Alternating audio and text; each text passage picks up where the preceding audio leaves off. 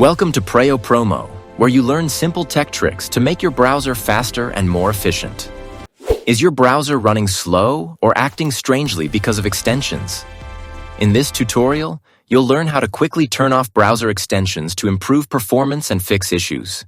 Step 1. Open the Extensions menu. Launch your browser and click the three-dot menu icon located at the top right corner. From the drop-down menu, select Extensions, then click Manage Extensions to open the Extensions dashboard. Before we dive further, hit that subscribe button to stay ahead with the latest tech tips and tricks.